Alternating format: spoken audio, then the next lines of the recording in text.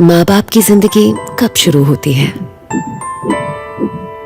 एक पल में जब दुनिया बदल जाती है, नानी, या जिस पल में पूरी दुनिया खुशी मनाती है, जब सीखने के दिन वापस लौट आते हैं, या चुपचाप एक नई पहचान दे जाते हैं, उसकी पहली सांस से, या सिर्फ एक एहसास से। माँ बाप का जन्म होता है एक जिम्मेदारी से। आपके बच्चे का अम्बिलिकल कॉर्ड ब्लड उसे 80 जानलेवा बीमारियों से सुरक्षित रखता है। इसे संभाल कर रखिए कॉर्ड लाइफ के साथ, जो है एशिया का सबसे बड़ा stem cell bank. Cord life, one chance, one choice. So let me introduce our today session. Now, first of all, let me introduce our today's speaker.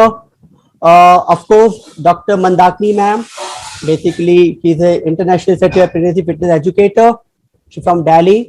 This particular session, basically, it's all depends on pregnancy myths and facts, जो कि generally 9 months के दौरान जो भी आपके myths and facts होते हैं, जो आप डॉक्टर की क्लिनिक पे जाके कई बार आप नहीं पूछ पाते हैं, ये हमने एक ऐसा ओपन फॉरम हमने आप लोगों के लिए लेके आए हैं, जहां आप डायरेक्टली एक चैट बॉक्स में हमने क्वेश्चन डाल के ये सारी क्वेरी जो आपके माइंड में है, there are so many queries in your mind during the pandemic situation, आप उसको पूछ सकते हैं। नाउ थोड़ी देर में हमारे सेशन के साथ डॉक्टर रोहिता अग्रवाल मैडम भी जुड़ेंगे, जो प्रेगनेंसी से related, pregnancy myths and facts से रिलेटेड जो भी क्वेरीज होंगी उसको रिजॉल्व करेंगे। Now let me introduce first of all a Cordlife. What is basically a Cordlife? Cordlife basically is stem cell banking. I think most of the people are very much aware कि at the time of delivery, आज के time में one more basically investment जो आज के time में जो parents अपने बच्चों के लिए करते हैं, बिकॉज ये जो कंसेप्ट है स्टेम सेल बैंकिंग, ये कोई नया कंसेप्ट नहीं है। ये स्टेम सेल बैंकिंग, ये कंसेप्ट हमारे ऋग्वेदों में, हमारे पुराणों में लिखा हुआ है। कि मैं आपको एक छोटा सा एग्जाम्पल देता हूँ कि जो गांधारी थी वो अपने बेबी को डिलीवर करना नहीं चाहती थी। वो ऋषि मुनि के पास पहुंची, उन्होंने बोला I want to destroy my embryo. ऋषि मुनि ने उनका एम्ब्रियो डिस्ट्रॉय किया। उनके एम्ब्रियो को, यानी कि उनके भ्रूण को 100 टुकड़ों में रख के, 100 मटकों में रख के प्रिजर्व किया गया हिमालय में, यानी कि लिक्विड नाइट्रोजन में -196 डिग्री सेंटीग्रेड टेम्परेचर में। और उन 100 भ्रूण के टुकड़ों में से, 100 मटकों में से 100 कौरव पैदा हुए। तो ये जो कंसेप्ट है, चूंकि पुराने हमारे ऋग्वेद में लिखा हुआ है, आज हमारे पास ये बोल सकते हैं टेक्नोलॉजी है, हमारे पास सर्विसेज हैं, हम इस कंसेप्ट में डील कर सकते हैं। स्टेम सेल बेसिकली जो डिलीवरी के वक्त जब बेबी डिलीवर्ड होगा, मदर और चाइल्ड के बीच में जो अम्बिलिकल कॉर्ड जो कनेक्ट होती है, हम लोग umbilical cord and cord blood को बेसिकली कलेक्ट करके प्रिजर्व करने का काम करेंगे।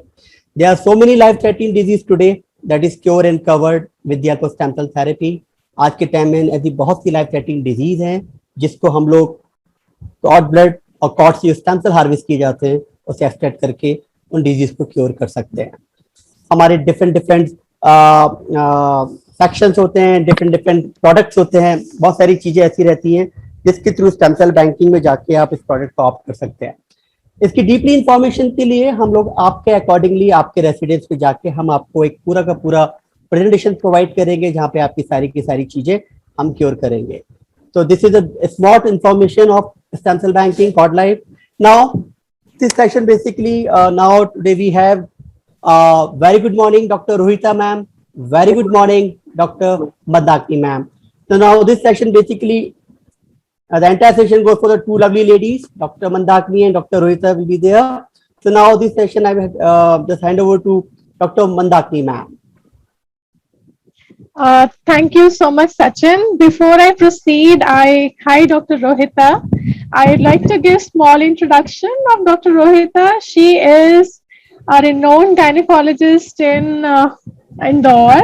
She has her own setup, which is Angel Hospital. उनका setup है और इन्होंने काफी सारी surgeries करी हैं। ये specialize करती हैं high risk pregnancy में, infertility में and laparoscopic surgeries में, and काफी जानी पहचानी सर्जन है वहाँ पे। इन्होंने अपना जो ग्रेजुएशन और पोस्ट ग्रेजुएशन किया था वो गवर्नमेंट मेडिकल कॉलेज इंदौर से किया था और काफी सालों की प्रैक्टिस में मैडम है। मैम, बिफोर आई प्रोसीड, मैं बोलने से पहले चाहूंगी you give a small background of the topic such that उसके बाद मैं आगे ले जाना चाहूंगी। Yeah, hi Dr. Mandakini. Nice to join with you for this session. Mandakini, what happens? हम हमारे पेशेंट से कई बार बहुत there are lots of myths और क्योंकि प्रेगनेंसी हर लेडी को होती है तो सभी लोग ज्ञान का अकूत भंडार हो जाते हैं। एवरीबडी सो नॉलेजेबल और उसके खुद के एक्सपीरियंसेस हो जाते हैं, वो उसके हिसाब से आगे लोगों को गाइड करते हैं। So we don't want that, we want that हमारे पेशेंट्स को ये पता हो कि एक्चुअल में scientifically what is right and what is wrong. It is not the experience of one person which counts, it's the science which should guide a pregnancy. जैसे 8वें महीने में नदी नाला नहीं पार करना, गरम नहीं खाना, ठंडा नहीं खाना, सो छोटी छोटी बातें हैं जिसके लिए पेशेंट्स बहुत परेशान होते हैं। ये खाएंगे तो बच्चा गोरा होगा, ये खाएंगे तो काला होगा। These are not the right things, right? So here we are today कि हम अपने पेशेंट्स को एक्चुअल में सही तरह से गाइड कर सके कि प्रेगनेंसी के छोटे छोटे डूज एंड डोंट्स क्या होते हैं।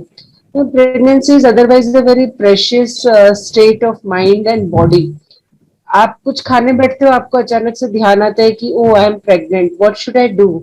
There should be a person to guide me. आप कुछ चलते हो, फिरते हो, एक्सरसाइज करते हो, then at every step you feel that should I do it or not, और मुझे अपने डॉक्टर को इतनी सी बात के लिए परेशान करना चाहिए या नहीं करना चाहिए। So it's a session specially dedicated to the do's and don'ts of pregnancies. Right, over to you Mandakini. Thank you so much ma'am for nice brief. काफी अच्छे से आपने जिसमें समझाया। सो हम इसमें मैं थोड़ा सा इंट्रो अपना दे देती हूँ। मैं डॉक्टर मंदाकिनी हूँ, मैं गुड़गांव में प्रैक्टिस करती हूँ। बाय प्रोफेशन मैं फिजियोथेरेपिस्ट हूँ और 13 साल हो गए मुझे इस प्रोफेशन में, और हार्डकोर वुमेन हेल्थ में मैं पिछले 6 साल से हूँ। और मैंने ड्यूरिंग द प्रोग्रेशन मैंने काफी सारी मदर्स को एंटीनेटल पीरियड में एक्सरसाइजेस बताई हैं जिससे हमने कोशिश की है कि उनकी नॉर्मल डिलीवरी हो सके। सो मैं एक सर्टिफाइड प्रेगनेंसी फिटनेस एजुकेटर हूँ from US and I am also a certified Pilates instructor from Ireland. तो कुछ कोर की एक्सरसाइजेस होती हैं जो बहुत जरूरी है एब्डोमिनल ट्रेनिंग ड्यूरिंग प्रेगनेंसी। तो this took me to pilates and mat pilates instructor हूँ मैं, और मैं एक लैक्टेशन काउंसलर भी हूँ। सो अब मैंने ये सब क्यों किया? Because I am also mother of 10 years old and मैंने काफी कुछ फेस किया जो मैं आज आपसे बात करने जा रही हूँ। ये इसमें से काफी सारी मिथ्स मैंने खुद फेस की हैं।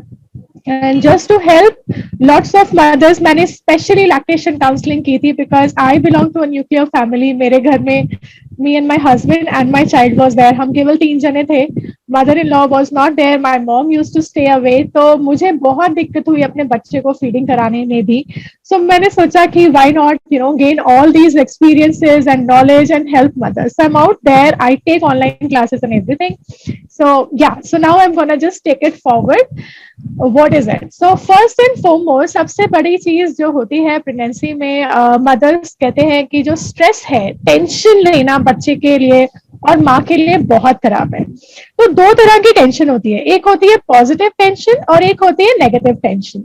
सो पॉजिटिव टेंशन होती है कि आप कुछ अच्छा सोच रहे हैं, जैसे कि आप you thinking something positive, it could be work related. आप कुछ अच्छी चीजें सोचें, आप अच्छी चीजों के बारे में सोचें। आपका काम, अगर आप वर्किंग वुमेन हैं और अगर आप काम के बारे में सोच रही हैं, आप कुछ कंस्ट्रक्टिव सोच रही हैं, तो वो सब चीजें एक पॉजिटिव स्ट्रेस है। और पॉजिटिव स्ट्रेस देखा जाता है कि वो बच्चे के डेवलपमेंट के लिए बहुत जरूरी है, जैसे कि अच्छा होता है। जैसे अगर फॉर एग्जाम्पल मैं कुछ पढ़ रही हूँ, तो जब मेरा बच्चा होने वाला था तब मैं कुछ कोर्सेज कर रही थी, तो वो भी एक एग्जाम का स्ट्रेस होता था। सो जो एग्जाम का स्ट्रेस होता है वो भी एक तरीके से पॉजिटिव स्ट्रेस है, क्योंकि उससे आपके बच्चे में भी वो चीज ट्रांसफर हो रही है, वो न्यूरो डेवलपमेंट के लिए काम आता है। And luckily you have a child who is a sharp and he has a scientific mind. All right, so these are certain things, ये जरूर ये कहा जाता है और रिसर्च भी कहती है, अगर आप पॉजिटिव स्ट्रेस ले रही हैं तो आपकी बॉडी में ऐसी अच्छी चीजें, कुछ अच्छे केमिकल्स प्रोड्यूस होते हैं जो मदद करते हैं बच्चे के लिए भी। बट हाँ, अगर आप टेंशन ले रही हैं, अगर आप इमोशनली लो हैं, आपके ऑफिस में आपका बॉस आपको तंग कर रहा है जिसकी वजह से आप टेंशन में जा रही हैं, आप दिन रात सो नहीं पाती हैं, अगर आपको घर में कुछ स्ट्रेस है, आपको लड़ाई हो रही है या कुछ और तरीके का स्ट्रेस है, तो या फिर आपको काम इतना ज्यादा है कि वो आप मेंटली ऑक्यूपाई हो रही हैं, आप इमोशनली लो हो रही हैं, वो एक नेगेटिव स्ट्रेस है। वो आपको बहुत सारे गलत साइड ले जा सकता है, शुगर का, थायराइड का, बहुत सारी, बिकॉज आप जब प्रेग्नेंट हैं तो आप प्रोन होती हैं बहुत सारे हार्मोनल डिसऑर्डर्स के लिए भी। तो इट इज वेरी इंपॉर्टेंट कि आप एक पॉजिटिव स्ट्रेस लें, एक नेगेटिव स्ट्रेस ना लें, बिकॉज वो आपके लिए बहुत हार्मफुल है और नुकसान कर सकता है। Here I would like to interrupt you, Mandakini. See, हम लोग जब बात करते हैं, जैसे when we are happy, so हम ऐसे बोलते हैं कि मतलब when you read the language, so ऐसे बोलते हैं रोम रोम खिल गया, है ना? And when we are angry, तो it's like कि हर सेल इस फड़क रहा है ना, कि वो क्रोध से फड़क रहा है। तो it's that when you are angry, every cell of your body is angry. When you are happy, every cell of your body is angry or happy. So आपके इमोशंस जो हैं वो बच्चे के साथ भी वैसे के वैसे ही पास ऑन होते हैं। When you are pregnant, तो बच्चा आपके बॉडी का एक पार्ट है, उसके सेल्स भी आपके सेल्स हैं। So when you are happy, baby is happy. जब आप परेशान हो रहे हो तो वो परेशान हो रहा है, जब आप हैप्पी हो रहे हो वो हैप्पी हो रहा है, जब आप एंग्री हो रहे हो वो एंग्री हो रहा है। So you should have a sort of stress, you can carry that stress. Over to you. Thank you. Nicely explained, doctor. So next thing, what I wanted to tell was craving. So कहते हैं कि अगर आपको salty खाने का मन कर रहा है, इसलिए इसका मतलब आपको लड़का है, और अगर आपको मीठा खाने का मन कर रहा है तो वो एक लड़की है। ये बहुत कॉमन मिथ है, बट ऐसा कुछ नहीं है। आपको डिफरेंट काइंड ऑफ फूड खाने का मन तभी करता है क्योंकि आपके अंदर हार्मोनल चेंजेस हैं, या फिर अगर आपकी शुगर लो हो रही है तो आपकी बॉडी बोलेगी कि मुझे चीनी दो। अगर आपके अंदर थोड़ा सा सॉल्ट इनटेक का फील आ रहा है तो ही आपको सॉल्टी खाने का मन करेगा। ऐसा कुछ नहीं है कि आप इनमें से कोई भी ऐसा फूड का ज्यादा क्रेव कर रहे हैं तो आपका ये जेंडर होगा। जेंडर केवल तब डिपेंड करता है कि it's a very technical thing. आपके जो स्पर्म है और जो आपका ओवा है जो वो कंबाइन करता है, तो उसमें क्या एक्सचेंज हुआ है क्रोमोसोम्स का, आई थिंक सबको पता होगा। XX is a girl and XY is a boy. तो वो उस पर डिपेंड करता है कि जब वो कॉम्बिनेशन में शेयरिंग क्या हुई, तो जो वो शेयरिंग हुई उसके बेसिस पे डिपेंड करता है कि क्या लड़का पैदा होगा या लड़की पैदा होगी। तो ऐसा कुछ भी नहीं है कि आप कुछ खाएंगी उससे आपको वो हो जाए, आपको लड़का या लड़की पैदा हो जाएगी। और कई बार ज्यादा नमक खाना भी आपकी बॉडी के लिए बहुत नुकसानदायक होता है। तो प्लीज लड़का पैदा करने के लिए नमक नमक नमक मत खाते जाइए, आप नुकसान ज्यादा कर लेंगी rather than helping yourself. Madam, would you like to add on something? Yeah, actually, pregnancy hormones, they give us a craving of eating more salty and spicy food. That is very common. And it's not good for our body. That's not good for our digestive system. It will cause more acidity. So I would like to tell you that ऐसा कुछ भी नहीं है। ये just हमारी उस वक्त के हार्मोनल चेंजेस पर डिपेंड करता है। You can eat everything what you like. But healthy food definitely, healthy food, और कुछ भी स्पेसिफिक खाने से कुछ नहीं होता है, वो जो होना है वही होगा। Alright, next, so pregnant women should not exercise. ये एक बहुत ही बड़ा मिथ है जो मैंने बहुत देखा है। द मोमेंट मदर कंसीव करती है उसको दिया जाता है, अरे काम करो, कोई काम करने की जरूरत नहीं है। It's like over pampering.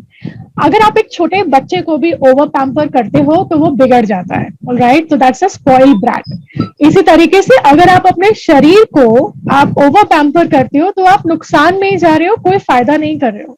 तो ये एक बहुत बड़ी मिथ होती है, क्योंकि एक्सरसाइज करना, क्योंकि आपके अंदर हार्मोनल चेंजेस हो रहे हैं, आपकी बॉडी में काफी कुछ चेंज हो रहा है। अगर आप एक्सरसाइज करते हैं तो ये हार्मोन्स एक सही दिशा में चलते हैं और आपको नुकसान होने से बचाते हैं। कई सारी प्रेग्नेंट मदर्स मेरे पास आती हैं, मतलब मैं एक्सरसाइजेस लेती हूँ, और एक बहुत फनी इंसिडेंस हुआ था। मेरे पास एक हस्बैंड आया और उसने मुझे बोला, मेरी वाइफ बिल्कुल ही दर्द वर्द कुछ भी नहीं कह रही है, वो क्या नॉर्मल है, you know. So they believe कि एक माँ को अगर दर्द हो रहा है, अगर उसको एक्सरसाइज नहीं करी है और सब ऐसे है, तो इट इज ऑल नॉर्मल। ऐसा कुछ नहीं है। प्रेगनेंसी एक ब्लेसिंग है, तो आप इसको एंजॉय करिए, और आप एक्सरसाइज करेंगी तो आप आपके बच्चे के लिए अच्छा है, आप एक्टिव होंगी, आपका बच्चा इंटेलिजेंट पैदा होता है। मतलब it's not a myth, it's not a complete fact, but yes it helps to regulate certain development. तो जैसा मैडम ने बोला, जैसा आपका शरीर वैसा ही बच्चे का शरीर। तो अगर आप एक्टिव पैदा होंगी, तो रिसर्च ये कहती है जो माएँ एक्टिव थी उनके बच्चे जब पैदा हुए तो वो ज्यादा एक्टिव थे कंपेयर टू दोज जिन्होंने नहीं किया, राइट। तो एक्सरसाइज डेफिनेटली आपको बहुत तरीके से मदद करता है, आपको किसी भी प्रेगनेंसी के दर्द से बचाता है, आपके बच्चे का डेवलपमेंट अच्छा करता है, आपका अपना डेवलपमेंट अच्छा करता है। सो आपको बीमारियों से बचा रहा है, जो प्रेगनेंसी में कई सारी बीमारियां कभी कभी किसी किसी को लग जाती है, तो उन सब चीजों से भी आपको बचाता है। तो एक्सरसाइज बहुत जरूरी है। So ma'am, would you like to add on something? It will release happy hormones in you, yes, and you stop becoming a complaining brat. yes. Yes, indeed, indeed. So आपकी फैमिली की अगर एक माँ खुश रहती है तो पूरा घर खुश रहता है। तो अगर आप पेन फ्री रहेंगी तो आपके घर वाले भी उस प्रेगनेंसी को एंजॉय कर सकेंगे, आपके साथ साथ वो भी एंजॉय करेंगे, एंड आपको भी बहुत अच्छा फीलिंग आएगा। तो आप हैप्पी रहेंगी, जैसे हमने पहली स्लाइड में बोला, अगर आप हैप्पी रहेंगी तो आपके अंदर का डेवलपमेंट अच्छा रहेगा एंड आपका बेबी भी हंसता खेलता पैदा होगा। Coming to next, so staying away from seafood in pregnancy, ये उनके लिए है जो नॉनवेज प्रेफर करते हैं। So उनको कहा जाता है कि आप समुंदर की कोई भी मछली या क्रैब या प्रॉन, आप ऐसा सब कुछ मत खाइए, वो हार्मफुल है, वहां पे कुछ केमिकल्स होते हैं। दे हैव डिफरेंट थॉट्स, ऐसा कुछ नहीं है। So जो फिश होती है या जो सी फूड है, उसके अंदर कुछ तत्व होते हैं जो बहुत अच्छे होते हैं, जैसे ओमेगा 3 फैटी एसिड उसमें बहुत ज्यादा मिलता है।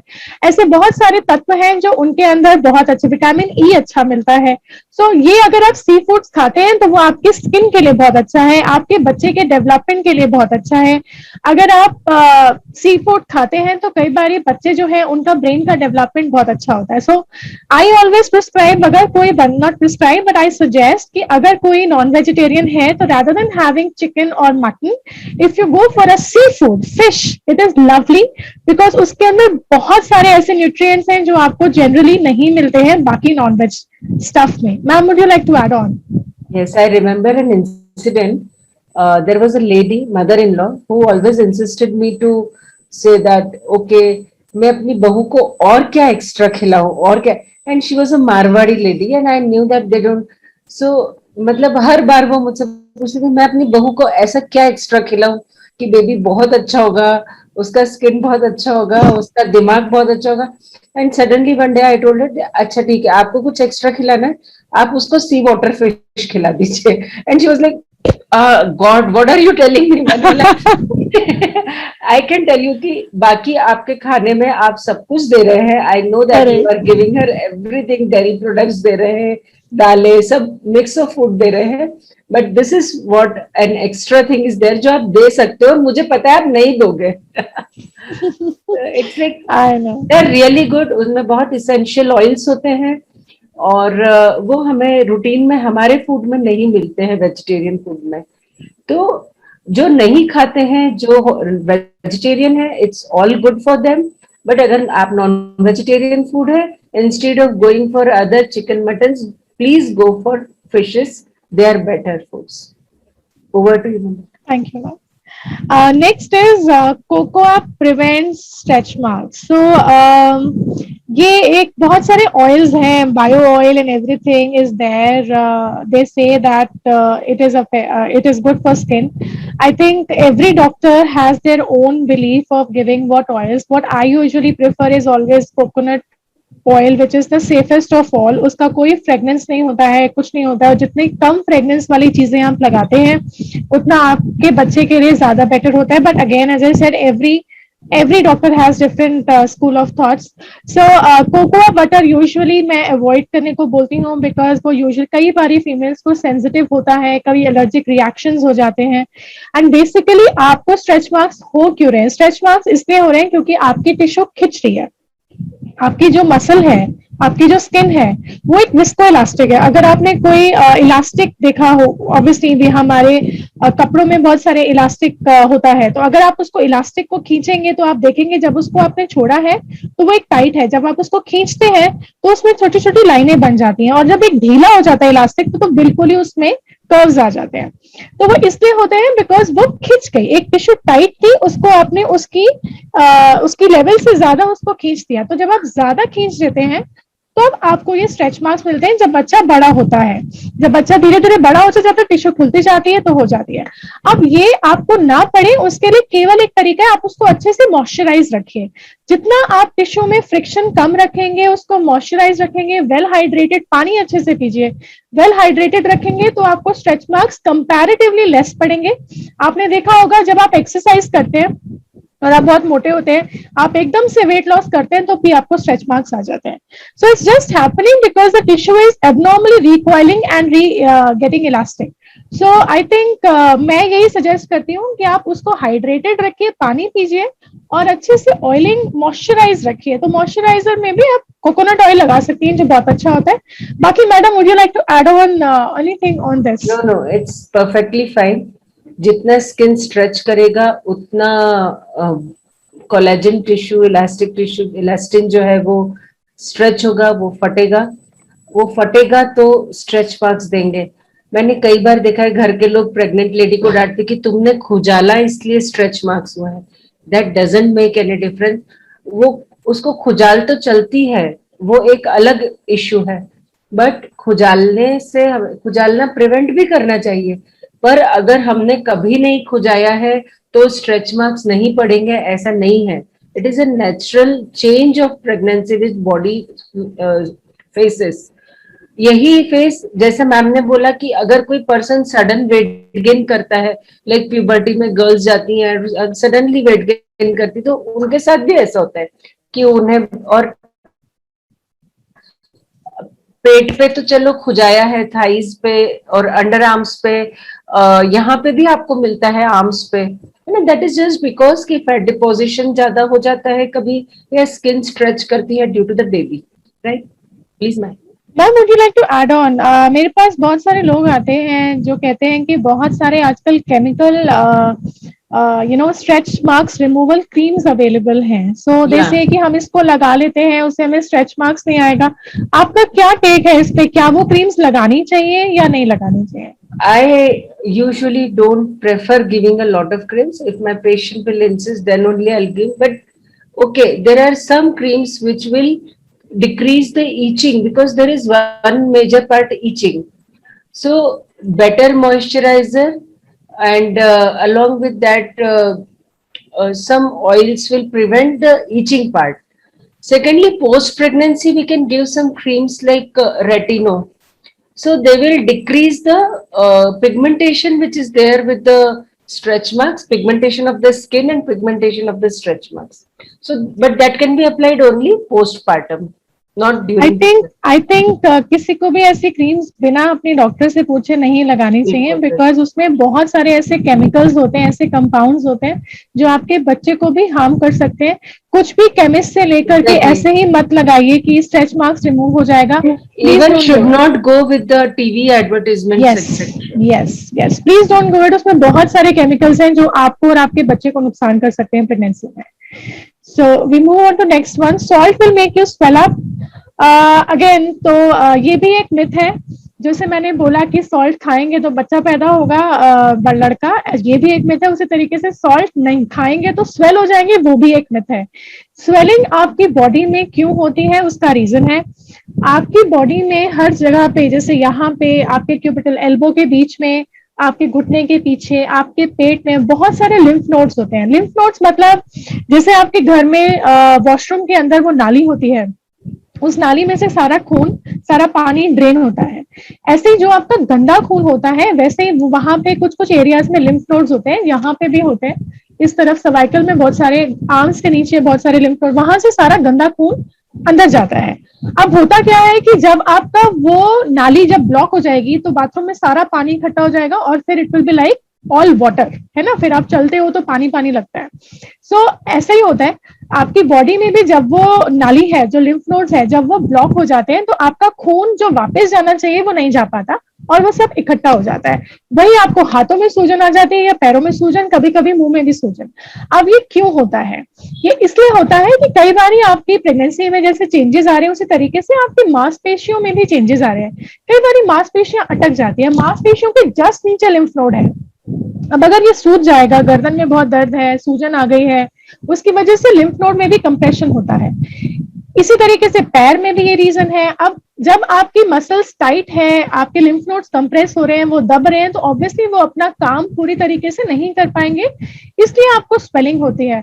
तो जब आप एक प्रॉपर एक्सरसाइज करते हैं, like the mothers which come to me, उनमें से जो उन्होंने दर्द बताया था, उनका एक ये भी क्वेश्चन था, इसको कोई स्वेलिंग नहीं है, इसको कुछ नहीं है, इसको कुछ भी नहीं है। तो वो जब कुछ भी नहीं होता है वो इसीलिए होता है क्योंकि आप सही चल रहे हैं, आप सही रास्ते पे चल रहे हैं, आपके सारी चीजें, सारे फंक्शंस नॉर्मल चल रहे हैं। तो सॉल्ट एक बहुत ही जरूरी इंग्रेडिएंट है आपके खाने में।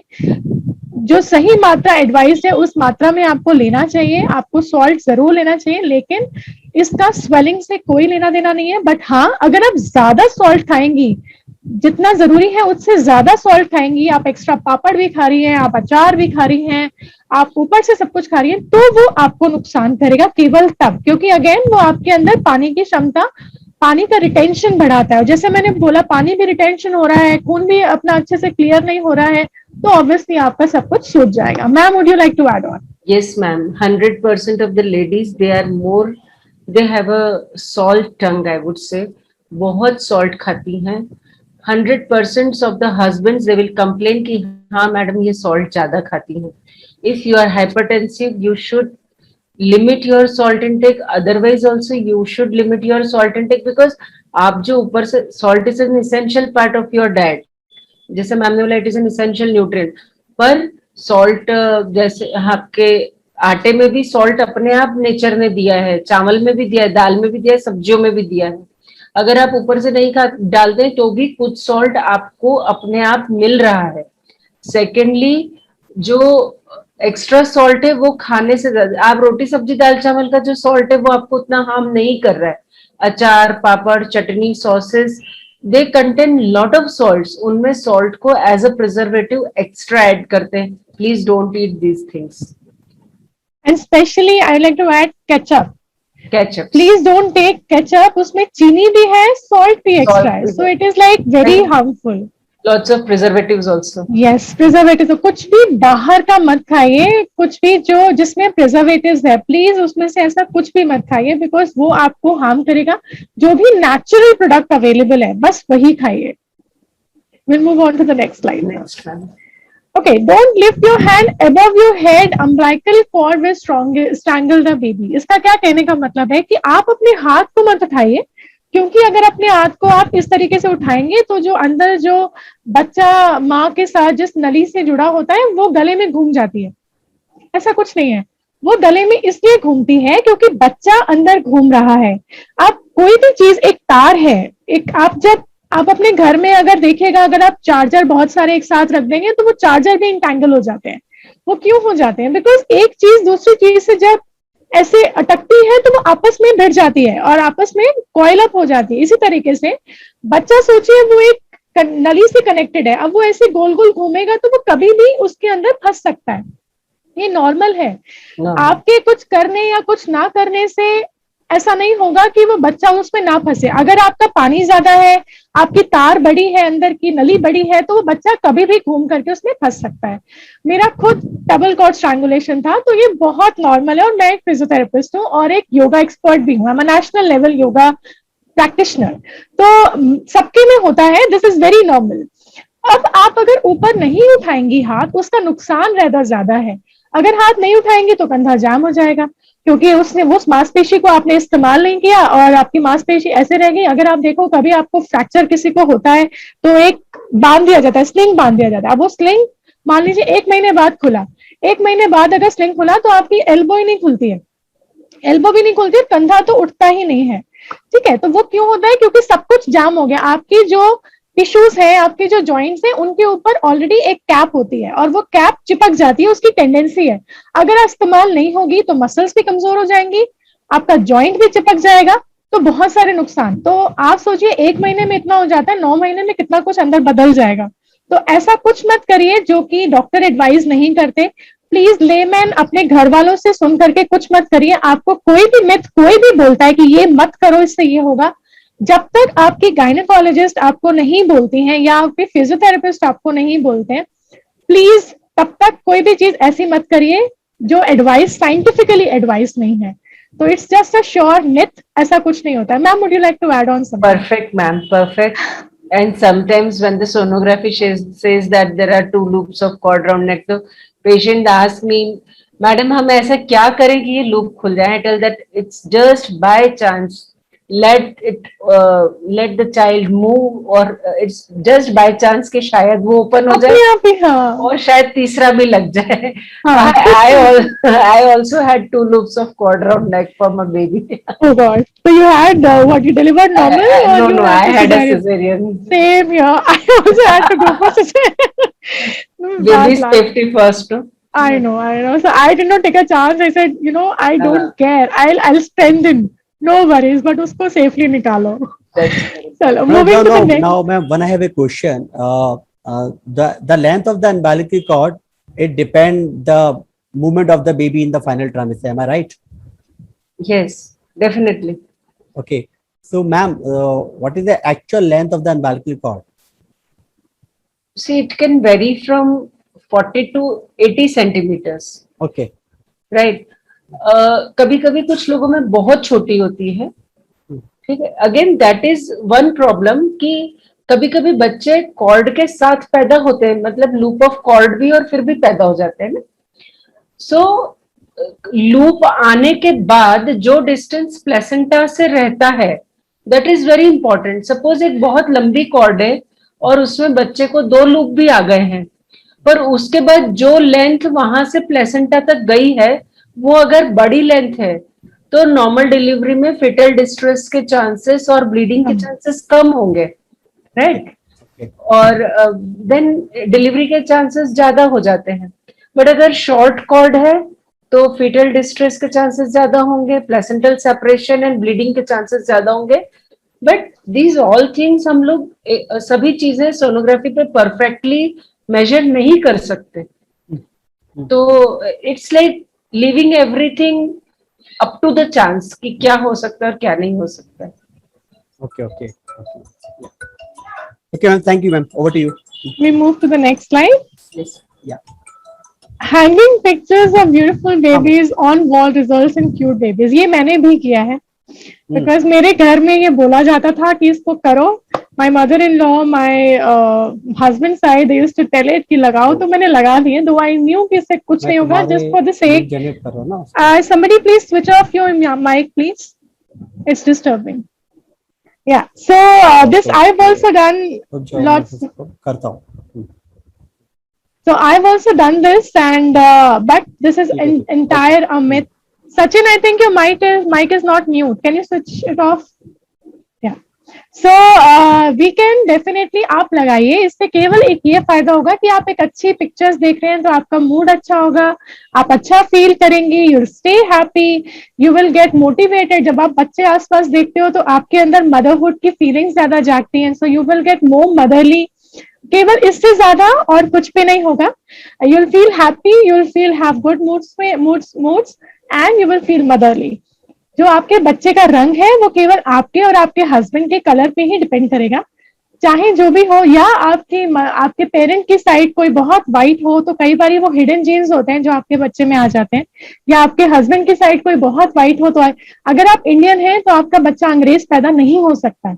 ऑलराइट, सो चाहे आप जितने भी इंग्लिश बच्चों के पिक्चर्स लगा लीजिए, nothing is gonna happen, you will get what is there in your genes, जो आपके जीन्स में है वही आपको मिलेगा। Ma'am over to you. Hello ma'am, over to you. Yeah. Anything would you like to add on? Yeah, perfect. This is absolutely. And one thing I would like to tell you that the colored gene is the dominant gene.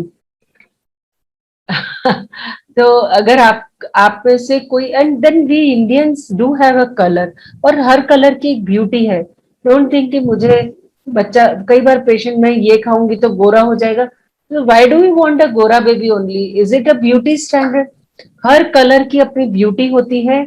आपका बच्चा आपके जैसा होगा, height में, colour में, body structure में, intelligence में। It is what, जो बच्चे का जब ग्रो अप करता है तो उसकी जो ग्रूमिंग है, उसके संस्कार है, उसकी प्रेजेंटेबिलिटी है, उसकी इनर इंटेलिजेंस है, वो उसके फेस पर रिफ्लेक्ट करती है। कोई भी इंसान अपने लुक्स से ब्यूटीफुल नहीं होता है, या आई डोंट बिलीव कि कोई पर्सन अगली होता है। It's just a person, if he is beautiful from inside or ugly from inside, that is reflected on his face, on his or her face. So that is more important. बच्चे को पैदा करिए, वो तो आपके जैसा ही पैदा होगा। आप उसके बाकी जो नेचर एंड बिहेवियर और उसकी पर्सनालिटी में ग्रूमिंग कर सकते हैं, आप वो करने की कोशिश करिए। Beautifully explained, ma'am. Beautifully explained. So even we have so many celebrities who are dusky, but still they look so beautiful. Yeah. Yeah. So Nandita Das and Kajol, and I highly, I highly rubbish this thing कि cajole ने अपने आप को colour को fair करवाया। Why should she did? वो जब dark थी तो she was more famous. Then we have Nandita Das. She looks absolutely stunning. So you are dark, so how does it matter? Doesn't matter at all. It's just that glamour industry, it has advertised it like this way कि गोरा होने की cream. अगर कटरीना कैफ को गोरा होने की cream करनी पड़ रही है एडवर्टाइज, तो फिर इससे क्या मतलब है? उसको भी लगानी पड़ती है। One more example, not in female, in men also, Nawazuddin Siddiqui. Yeah. Look at this example. And even Shah Rukh Looks don't Khan. matter. It's all your skill. Even Shah Rukh Khan. See, Shah Rukh Khan, he is not a fair person. It's your skill, it's your inner beauty. और हमारे इतने सारे जो, suppose a scientist is there, और क्या उनका scientist का intelligence matter करता है? क्या उनका लुक्स मैटर करता है? नेवर। जब भी आप उनके सामने बैठते हैं तो आपको उनकी personality and brain is important. So rather than अच्छी पिक्चर्स लगाने से अच्छा, आई थिंक आप कुछ ऐसा खाइए जिससे आपके बच्चे का दिमाग तेज हो जाए। आई थिंक वो ज्यादा बेटर है। And then postpartum grooming is very important in that case. Very very very सच्चे संस्कार देना, अच्छी चीजें समझाना, बच्चों को अच्छी राह पर दिखाना बहुत जरूरी है। Even parenting is very important. Like आप बच्चे से जो बात करें, बच्चे को डराइए मत, बच्चे को डांटिए मत, बच्चे को एक इंडिविजुअल समझिए, क्या वो कहना चाहता है। जब आप कम डरेगा तो वो कम गलत चीजें करेगा, क्योंकि वो जब डरता है आपसे तो अपने दोस्तों से पूछता है, और दोस्त उसके उसी उम्र के होते हैं, तो उनको जो सही लगता है वो उस हिसाब से बताते हैं। तो जब आपका बच्चा आपसे डरेगा नहीं तो वो आपसे सब कुछ पूछेगा और आप उसको ग्रूम और अच्छे से कर पाएंगे। तो अपने अंदर एक अच्छे पेरेंटहुड, आप अच्छी पेरेंटिंग की किताबें पढ़िए। Rather I believe responsible parent बनना बहुत जरूरी है। Definitely. So that is very important, that this is what you should teach. Like giving you an example, my child once told me that, don't wear shorts and go out. I said, why? Then he told me कि no, दुनिया इस बहुत गंदी है, they will take you with the, and लड़कियों को इतने छोटे कपड़े नहीं पहनने चाहिए। I was like, excuse me, that is in your mind. You have 2 eyes, I have 2 eyes. You have 2 ears, I have 2 ears. You have 1 nose, I have 1 nose. You wear shorts when my maid comes home. She is a female and you are a male. Then I, being a female, I cannot go out. So that is in your thoughts, and the thought process को change करिए। ये जो thoughts हैं उनको बदलिए, तो आप एक अच्छा सोसाइटी बना पाएंगे. So cutting to the gist is like you talk to your children like everything. Is just 10. He's just 10 years and I talk everything out to him. So he doesn't scare to talk to me anything. You know? So ये चीजें आप रखें तो शायद आप एक अच्छा parent बनने का सोचिए rather than taking looks के ऊपर. Make him a good person as a whole. Then sometimes what happens that we are taking more of the time, but sometimes क्या होता है कि पेरेंट्स 9 months अपनी प्रेगनेंसी पे बहुत ध्यान देते हैं and delivering a nice good baby, they think that हमारी बहुत सारी रिस्पॉन्सिबिलिटी यहाँ खत्म हो गई है. यहाँ खत्म नहीं हुई है ना, यह स्टार्ट हुई है actually. And now you have to change a lot within you. कई बार कुछ गलत आदतें हम में होती है जो हमें अपने बच्चे को देख के बदलनी भी पड़ती है. नहीं, वो टोक देते हैं और हम जो बोलते हैं बच्चे वो नहीं करते, हम जो करते हैं बच्चे उसको फॉलो करते हैं. तो we have to be absolutely ma'am. Yes, absolutely correct and very nicely explain कि आप खुद को बदलिए, बच्चे को जो सिखाना चाहते हैं पहले खुद करिए. Lovely. We'll move to the next one. Lots of postnatal tricks also we have given them. Okay, so next is eating some white first thing in the morning will result in fair skin baby. Again, it's a myth. मैंने बहुत बादाम खाए हैं क्योंकि मेरी mother in law ने मुझे रोज ऐसे वो भिगोए हुए बादाम खिलाए थे ताकि मेरा बच्चा सफेद पैदा हो. लकीली मेरे हस्बैंड बहुत व्हाइट हैं तो मेरा बच्चा तो व्हाइट ही पैदा हुआ. सो आई वाज सेव्ड कि मैंने बादाम खाए थे, बट ऐसा कुछ नहीं है. मैंने इसलिए खाए थे क्योंकि मेरा बच्चा ज्यादा इंटेलिजेंट पैदा होगा, क्योंकि जब आप बादाम खाते हैं तो उसका डेवलपमेंट अच्छा होगा, बिकॉज बादाम के अंदर अगेन प्रोटीन भी है और बहुत सारी ऐसे ऑयल्स हैं जो आपके बच्चे के ग्रोथ के लिए बहुत जरूरी है. Not protein exactly, but it has good oils which are good for your body and good for your development. So neural development बच्चे का अच्छा होता है अगर आप nuts खाते हैं. So preferably हम बादाम prefer करते हैं because it is safe on your body. It is less harmful.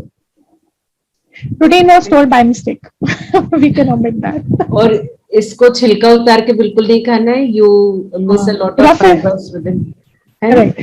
तो फाइबर के साथ खाइए, भिगो करके उसको छील करके, तो आपने केवल एक सॉफ्ट ही खाया है. तो अगर आप फाइबर खाएंगे तो आपके लिए बहुत जरूरी है, आपके गट के लिए बहुत जरूरी है फाइबर. इस फाइबर के नीचे एक जिलेटिनस मेम्ब्रेन होती है. It is very rich in vitamins, जो हम छिलका उतारते वक्त कई बार वो चला जाता है साथ में. तो रॉ बादाम खाइए. रॉ बादाम I think it is good. नहीं मैम, भिगोया हुआ एंड बिना छिला हुआ, that is the best form of बादाम. In the so I think it is softer, so it's digestive, easily digestible. हाँ, it's easily digestible. And at the same time थोड़ा सा भिगोया हुआ मूंगफली का दाना, पीनट्स जो होते हैं, they are also very good form of, like उसमें बहुत सारे एंटीऑक्सीडेंट्स होते हैं. They are pocket friendly also, and they work better than these almonds also. Lovely. So I suggest my patients extra. I suggest my patients having some peanuts. तो भिगोए हुए peanuts ले morning में मिल्क और एक केले के साथ में भी. So it makes a complete complete breakfast. कभी कभी वर्किंग लेडीज होती है तो भागती दौड़ती रहती हैं. They don't have even access. हम बना सके, हमने तो लिख दिया कि इडली बना के खा लेना, बेचारी इडली बना सकती है. So from Utkarsha it is कि हम कितने almonds एक दिन में खा सकते हैं. Ma'am, please answer. Sorry. From one of our patient Utkarsha, she is asking कि हम कितने almonds एक दिन में. मैं I usually prefer कि आप एक टाइम में 4 से 5 बादाम खा लीजिए. I think that is good to have. So you can have 4 to 5 almonds at a time. Utkarsha, 4 to 8 I would suggest, depending on your weight. If you are overweight, you can have round about 4. If you are underweight, round about 8 badams you can have. So I would like to move on to the next one. So as I said, color of the baby only depends upon the genetics, nothing else. So coming to the next, the shape of the stomach can help determine the sex of the baby. Again, आपका पेट मोटा है या आपका पेट flat है या वो गोल है या वो छोटा है, उससे कोई फर्क नहीं पड़ता कि वो लड़का है या लड़की, या माँ ने वेट ज्यादा गेन किया है या माँ ने वेट कम गेन किया है तो लड़का होगा या लड़की। अगेन ऐसा कुछ नहीं है। Again as I said, that depends upon how the position of the baby is there in your womb, and that's how the womb looks at that moment. And sex of the baby will only be depending upon कि उस time पे क्या combination बना है between the male and the female sperm and ova. So that is the only thing which decides that it is a boy or is it a girl. Ma'am, anything you'd like to add on?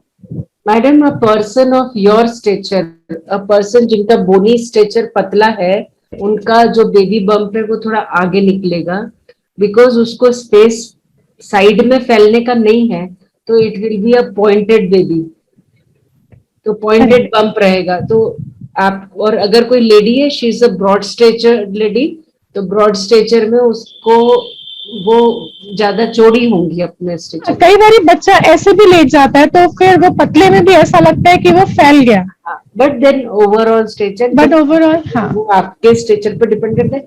औरत ऐसे फैलेगी या ऐसे फैलेगी, वो उसके खुद के बॉडी स्ट्रक्चर डिपेंड करता है। और बेबी का तो है ही कि बेबी कैसे लाई करते हैं। Absolutely.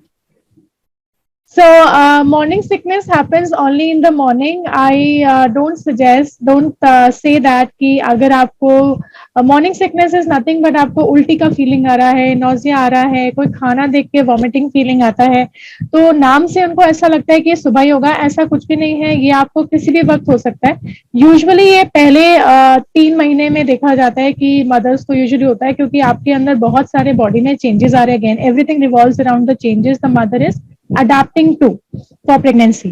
तो आपको ये हो सकता है कि आपको सुबह या शाम कभी भी आ सकते हैं। कई बार कुछ सब्जियां होती हैं जिनकी खुशबू से ही आपको वो फीलिंग आ जाती है, फील प्यूकिश।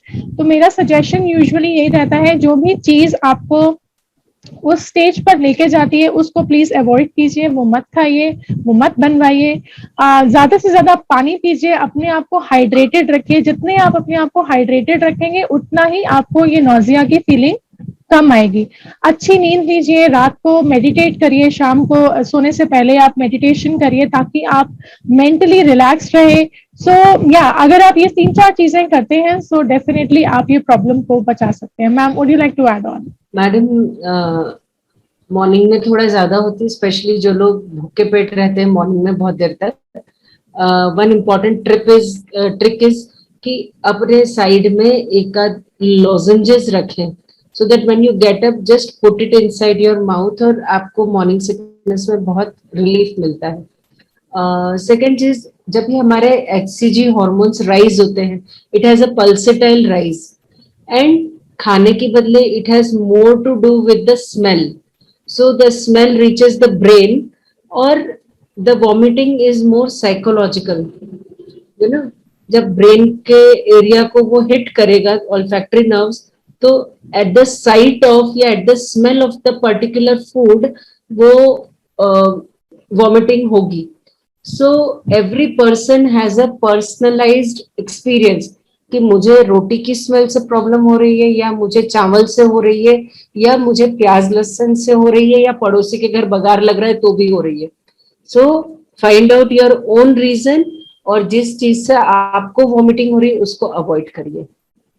Absolutely. आप कुछ भी फ्रेगनेंस की चीजें भी साथ में, like sometimes they keep it like they say that keep something which keeps you your mood swings are not, they're not disturbed.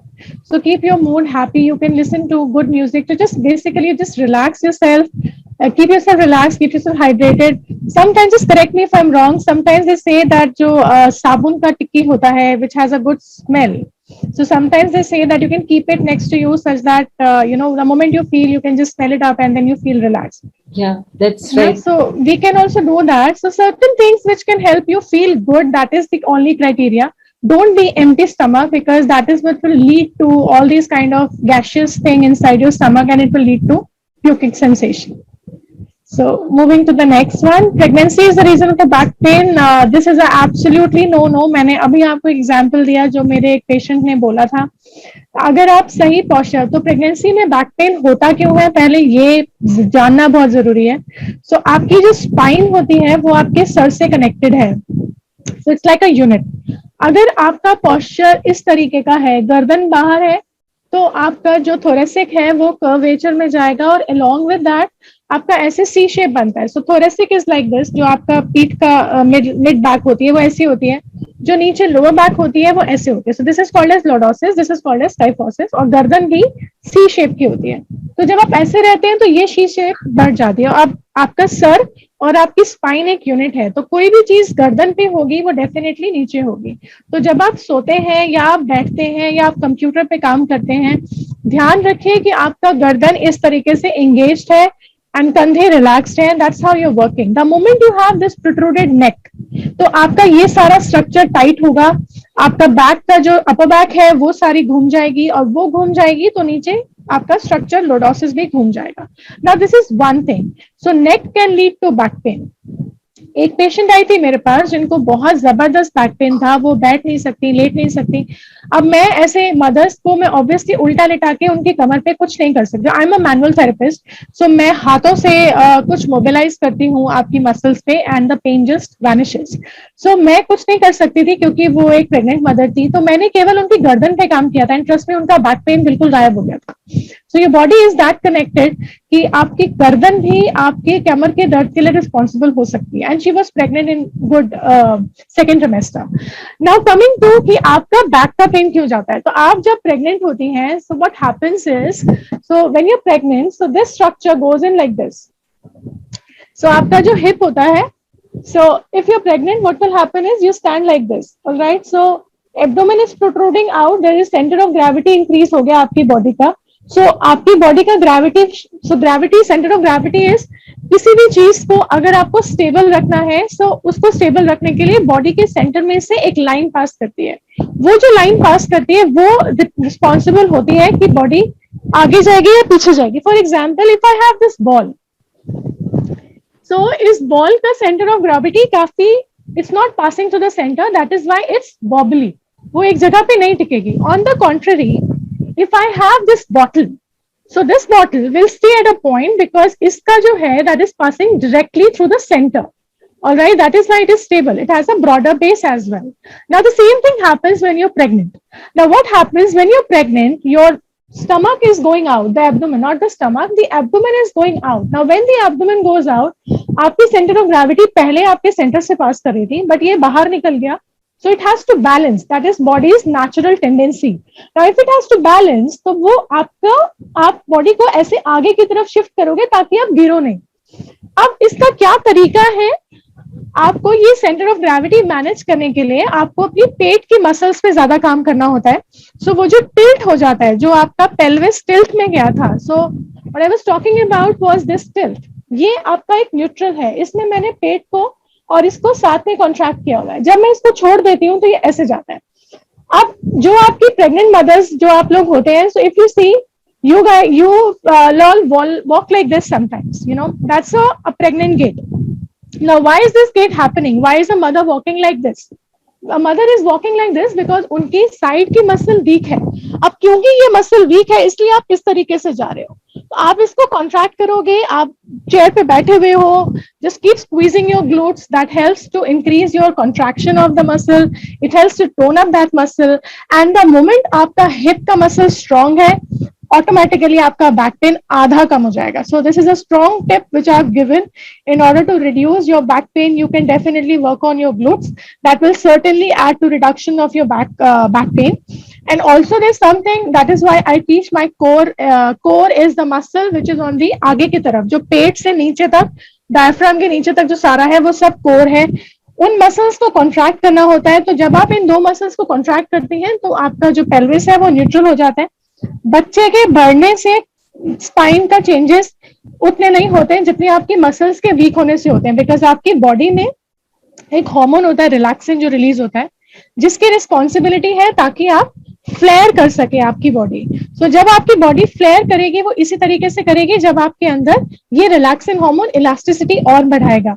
अब वो इलास्टिसिटी बढ़ती है आपके अंदर ऑलरेडी मसल, क्योंकि कोई एक्सरसाइज यूजुअली आप मदर्स नहीं करती हैं पहले, बिकॉज इतना हैवी लाइफस्टाइल, वर्किंग लाइफस्टाइल है या हाउस होल्ड जॉब है, सो नोबडी टेक्स टाइम।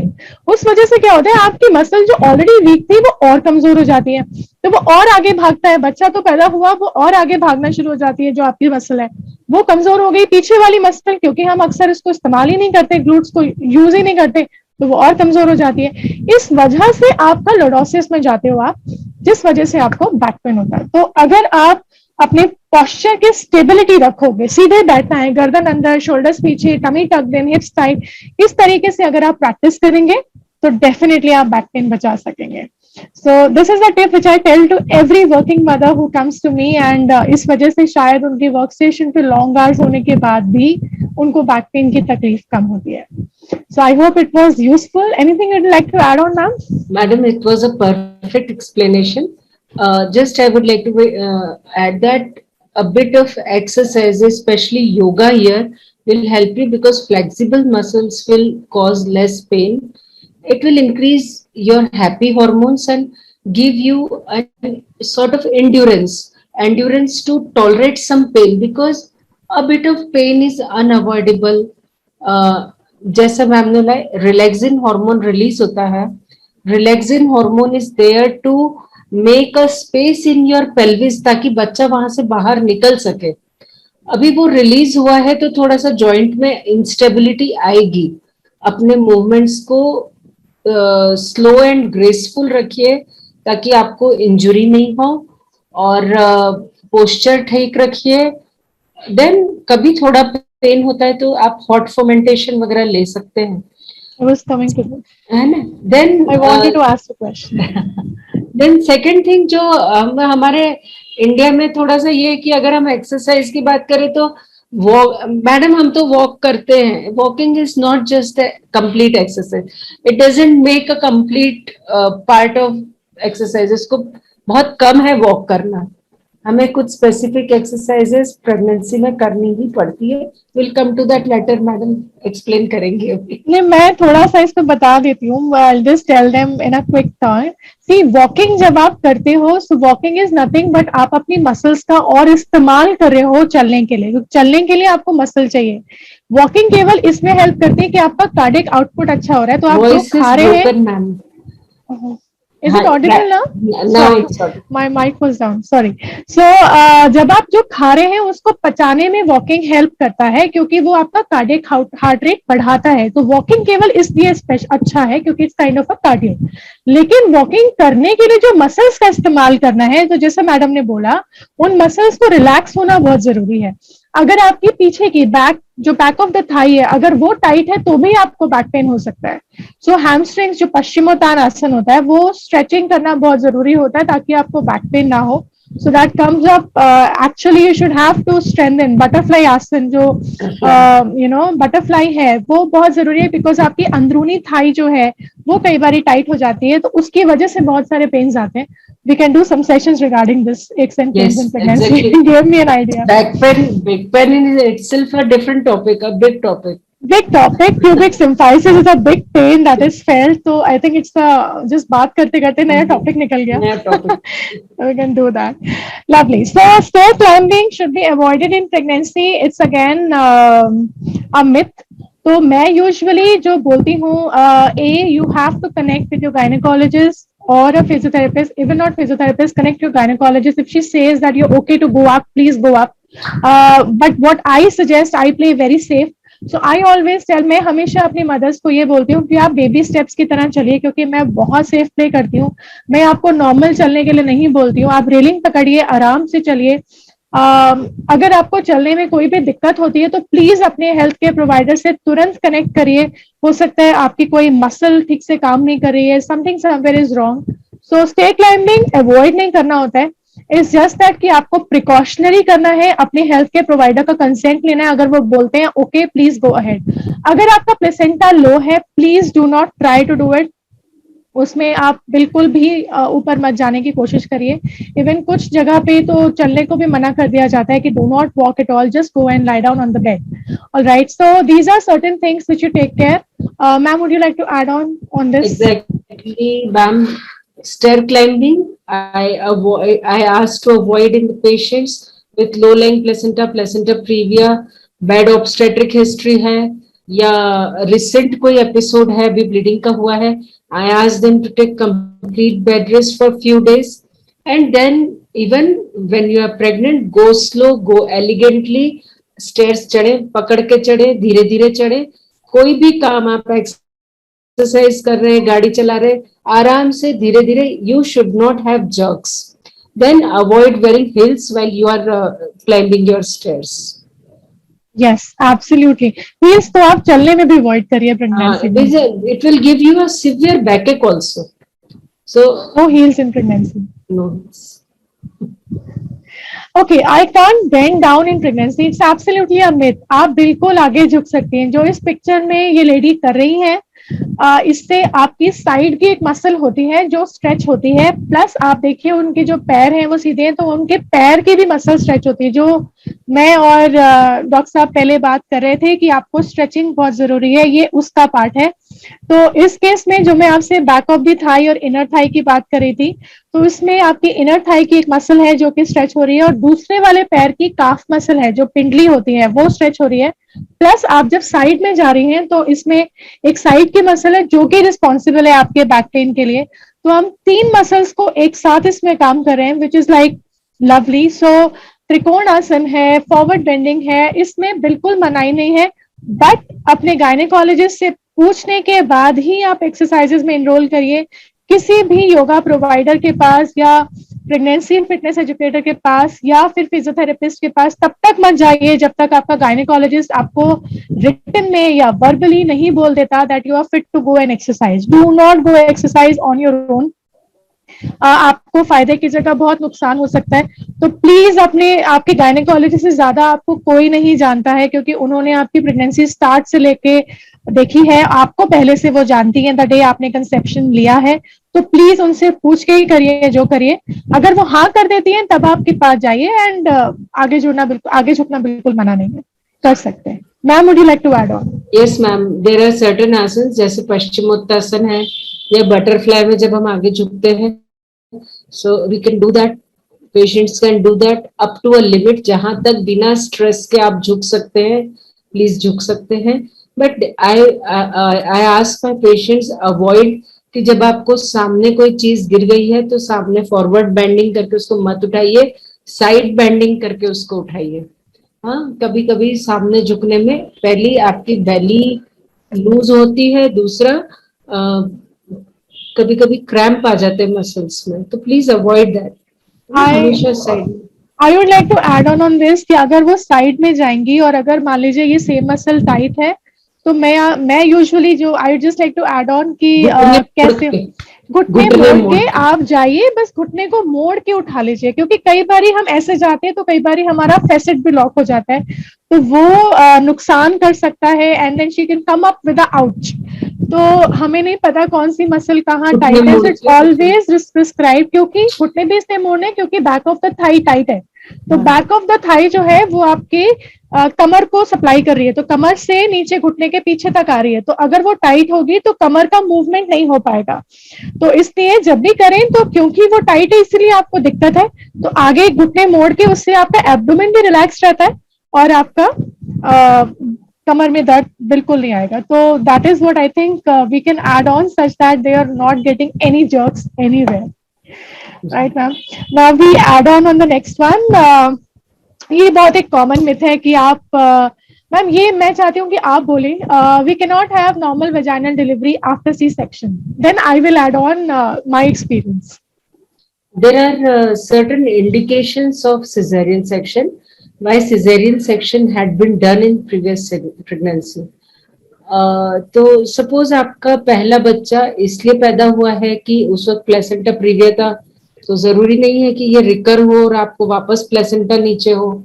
अगर आपका इसलिए हुआ था कि वो ब्रीच है या ट्रांसवर्स लाई उसका लाई ठीक नहीं है, तो वापस जरूरी नहीं है कि वो So we can always try for a normal delivery after C-section, given the indication of first delivery, first cesarean क्यों हुआ था, second आपका जो previous cesarean scar है वो कैसा है, बेबी वेट कितना है, कोई गले में लूप तो नहीं है, कोई अदर कॉम्प्लिकेशंस या ओलिगोहाइड्रोमनियोस्टेट तो नहीं है, एंड मोस्ट इम्पोर्टेंटली जो अभी है at time properly baby is descending down into the pelvis by itself. You know, it is not very it is not very advisable कि हम previous cesarean है उसके साथ कोई high risk factor भी है और तो भी induce कर करके pregnancy को normal कराने की कोशिश करें. उस VBAC करा, in that case beyond VBAC getting a repeat cesarean is a safer option. If it gets really normally done तो normal, मतलब मेरा मतलब होता है कि normal delivery should be normal, है ना, उसमें ऐसा नहीं कि बहुत सीरियस हो गई है और फिर हम परेशान हो रहे हैं बाद में, राइट? एब्सोल्युटली। अब बोलिए मंदाकिनी। मैं यही कहना चाहती थी कि बहुत कुछ डिपेंड करता है कि आपकी स्कार हेल्थ कैसी है। अगर आपका स्कार हेल्थ अच्छा है तो डेफिनेटली आप नॉर्मल कर सकती हैं। मेरा एक सजेशन रहता है कि जब अगर आप पहली डिलीवरी जो आपकी हुई है, अगर आपकी सिजेरियन सेक्शन की डिलीवरी पहली हुई है तो आप अपनी बॉडी को प्रिपेयर कर सकती हैं टाइम रहते नॉर्मल के लिए। अगर आप दूसरी डिलीवरी नॉर्मल चाहती हैं, बहुत पॉसिबल है, जैसे मैडम ने कहा scar health, so your trainer can help you get that scar health, क्योंकि ultimately that scar is put on the soft tissue and soft tissue is first is on your skin जो ऊपर लगता है, और दूसरा होता है जो गहरा जो अंदर लगता है जिसको काट करके बच्चा बाहर निकाला जाता है। दोनों की हेल्थ इंपॉर्टेंट होनी चाहिए। तो अगर आपकी बाहर की स्किन जो है, यूजुअली अंदर का scar, ma'am correct me if I am wrong, अगर अंदर का जो स्कार होता है वो ज्यादा इंपॉर्टेंट है। कई बार स्किन जो ऊपर होती है वो भी कई बार it's not very healthy. So as I am being a physiotherapist, मैं यूजुअली वो स्कार मोबिलाइजेशन सिखा सकती हूँ अपनी मदर्स को, जो मैं करती हूँ। So we usually mobilise the scar, make it very soft, so such that वो स्किन के साथ जुड़ जाती है। तो वहां पे इट इज नो स्कार, वो एक स्किन की तरह, it's like a normal continuation. अब जब आप एक्सरसाइजेस करते हैं तो इनर हीलिंग होती है, सो आपकी बॉडी में कोलेजन सिंथेसिस अपने आप होता है। अगर आप सही टाइम पे करेंगी तो वो कोलेजन सिंथेसिस बन करके वो स्कार एकदम सॉफ्ट टिश्यू में प्लेन हो जाता है। सो अगर आपने पहली डिलीवरी सिजेरियन करी है तो मैं जरूर सजेस्ट करती हूँ कि आप एक्सरसाइजेस एक क्वालिफाइड प्रोफेशनल से जरूर करिए, ताकि अगर आप सेकंड चाहती हैं तो आपको ऐसी कोई प्रॉब्लम ना आए और आप you can be ready for normal. हमने ऐसा किया भी है। लेकिन जैसे मैडम ने कहा, अगर लूप है तो कोई नहीं बचा सकता। मुझे भी सिजेरियन हुआ था, मैडम को भी सिजेरियन हुआ था, क्योंकि हम लोग we were destined to have it, because हमें कॉम्प्लिकेशन हो गया तो हम बच्चे को नहीं निकाल सके नॉर्मली। बट ऐसा नहीं है, अगर हमें अभी सिजेरियन हुआ है तो सेकंड हमारी नॉर्मल हो सकती थी, अगर मैं चाहती। मैं तो नहीं चाहती, I am not sure about Most of the doctors, they don't want a normal. Oh God. I would share an experience here. One of my patient was there during her first delivery. She was somehow very, she was so scared of normal delivery that she told me कि नहीं, आप मेरा cesarean ही करेंगे। और उसको हमने admit रखा, उसको पेन्स देने की कोशिश भी करी, but then she was very, उसके घर वाले भी परेशान हो गए। उसने कहा अच्छा मैम आप सिजेरियन कर दीजिए। मैंने कहा I don't want to do a caesarean for no indication. उन्होंने बोला नहीं मैम कर दीजिए ना, ये सिजेरियन कर दिया। 4 साल बाद लेडी प्रेग्नेंट होती है और वापस आती है, and then now she is की अब मेरे को वजाइनल बर्थ चाहिए। तो मैंने बोला will you cooperate me? She told I am going to cooperate you ना। मैंने बोला यार अब जब दिक्कत हो गई, I can't induce you, I can just wait you. And this lady was not from Indore, ये बाहर से आई थी। यू वोंट बिलीव दैट 9 दिन ये मेरे यहाँ एडमिट रही, and then a day 10th of February was her EDD. I told that if you don't get delivered by 10th, हम 11th को सिजेरियन प्लान करेंगे। Midnight 11th she started having her pains, and 11th morning she delivers very smoothly. Lovely. Lovely. No, then she kept exercising in the hospital only, कि नहीं मुझे कराना है, we kept getting her scan done के scar ठीक है, and they were like bilateral कि madam आपको जब भी लगे इमरजेंसी हो सिजेरियन कर देना, but let us wait for normal delivery. मैंने कहा ठीक है। Lovely. This is, अच्छा ma'am, there is a is it a myth or what you suggest? मतलब some people ask me कि अगर आपका पहला बच्चा सिजेरियन हुआ है तो मतलब नो, अगर पहला बच्चा नॉर्मल हुआ है तो दूसरा भी नॉर्मल होता है और जल्दी हो जाता है. इज इट अ मिथ और इज इट अ फैक्ट? जल्दी हो जाता है तो इज अ मिथ, बट मतलब नॉर्मल डिलीवरी ज्यादा स्मूथली होती फर्स्ट की तुलना में। देखिए खुल जाए, हाँ exact. First normal delivery, second 99% normal delivery, अगर कोई ऑब्स्टेट्रिक इंडिकेशन नहीं हो जैसे कि ब्रीच हो या अगेन लूप ऑफ कॉर्ड और थिक एमएसएल वगैरह, तो देर आर हाई चांसेस कि second will be a normal delivery.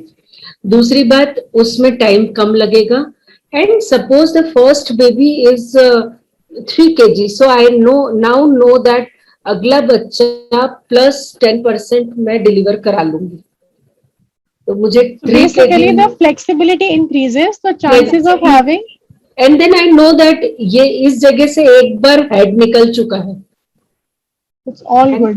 Which is, हाँ मतलब डायमीटर्स ठीक है। Ma'am, there are certain other questions other than what I have presented. Since this is a COVID time, so बहुत सारे questions आते हैं mothers के related to COVID. So is it like अगर किसी को COVID-19 infection है किसी mother को, तो क्या वो बच्चा premature पैदा होगा या she can have a normally full term baby? She can have a normal full term baby. It depends upon the maternal conditions during pregnancy.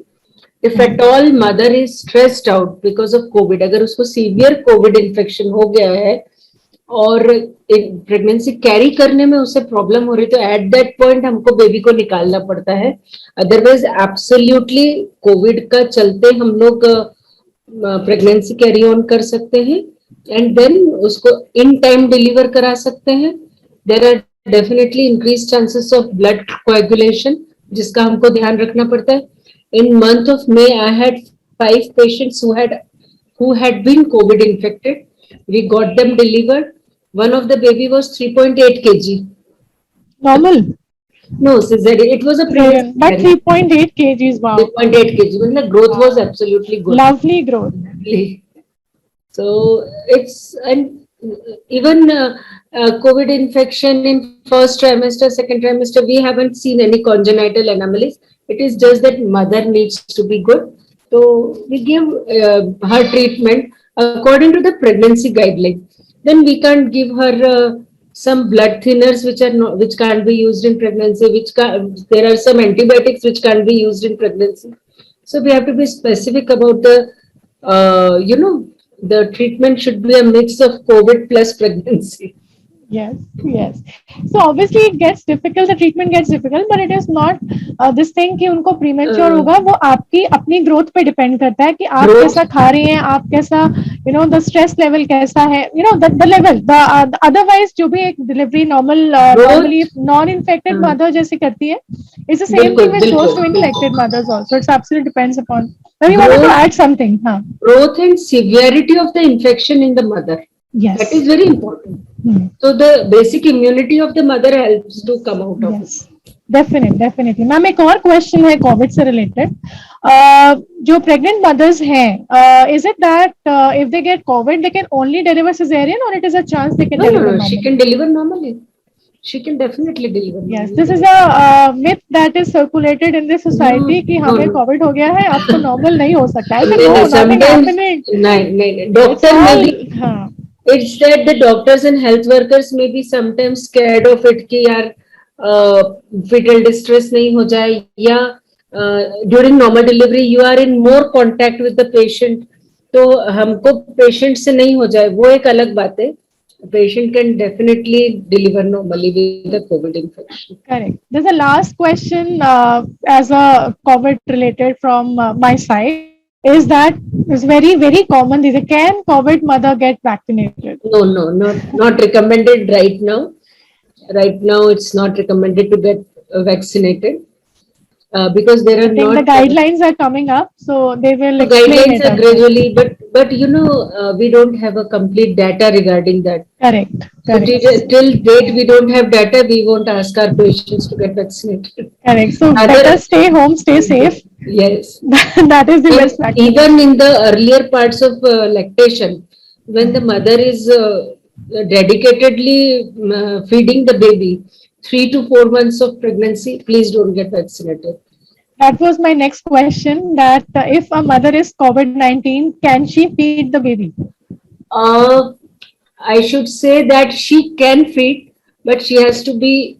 देखिए दो तीन उसमें मैटर्स आते हैं. पहला कि छोटे बच्चों में Covid is not very harmful, you know, जितना गदर उसने बड़ों में मचाया उतना छोटे बच्चों में नहीं मचाया है, तो बच्चों थोड़ा सेफ रहता है. सेकेंडली, मदर जब कोविड-19 है और वो फीड कर रही है तो वो बेबी के साथ कुछ एंटीबॉडीज पास कर देंगी. एग्जैक्टली. ठीक है. Third thing is that, excuse me, जब ये बच्चा जाएगा और मदर फीड लेगा तो हमें मदर फीड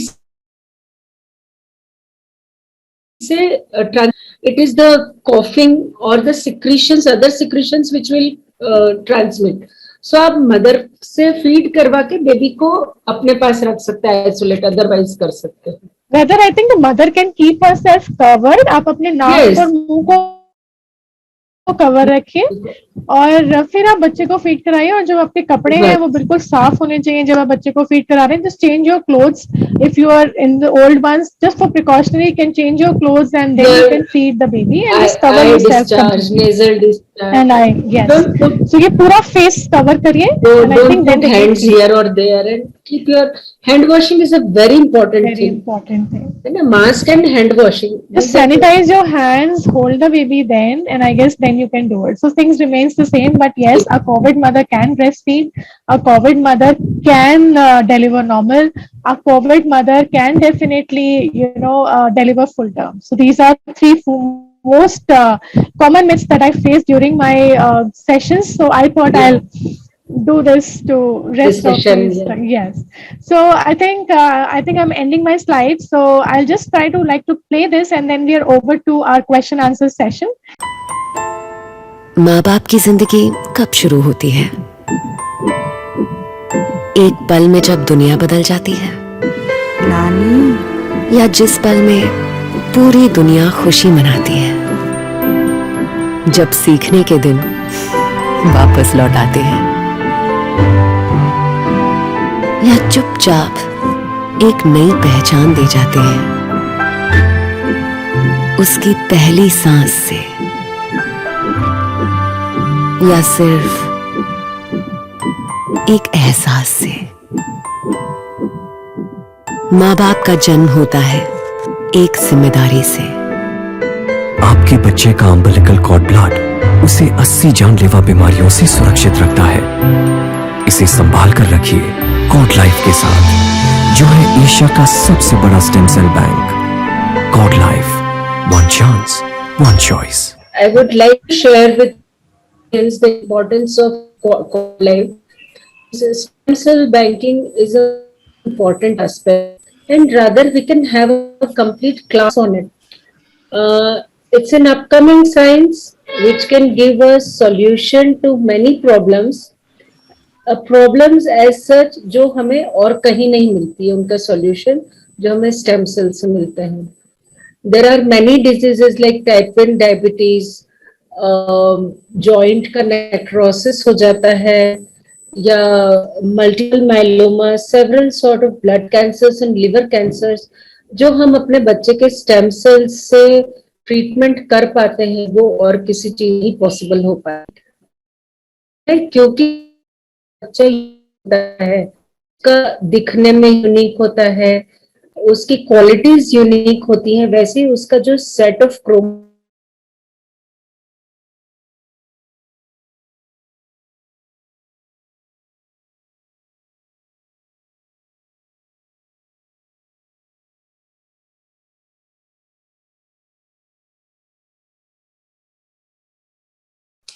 हम कैसे कलेक्ट एन्योर के लिए प्रिजर्व किया जाता है, क्या क्या सर्विसेज हम प्रोवाइड करेंगे, इन सारी चीजों के लिए हम लोग एक प्रेजेंटेशन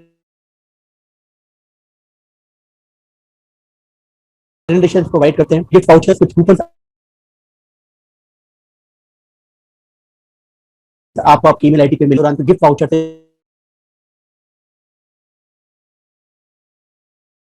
जो हम हम लोग पूरा प्रेजेंटेशन प्रोवाइड करते हैं, that is free of cost presentation. तो इसके लिए जैसे हम बच्चे के फ्यूचर में उसकी पॉलिसी के लिए प्लान करते हैं, लाइफ इंश्योरेंस, तो इट्स बायो इंश्योरेंस, क्योंकि मेडिक्लेम में आप चीजों को सिर्फ ट्रीटमेंट के लिए आप मेडिक्लेम यूज कर सकते हो, लेकिन जिस डिजीज को ट्रीटमेंट के लिए दवाई की जरूरत होती है वो आपको मेडिक्लेम में नहीं मिलेगा, वो खाली बायो इंश्योरेंस में मिलेगा। और ये जो अपॉर्चुनिटी ये सिर्फ डिलीवरी के वक्त आती है।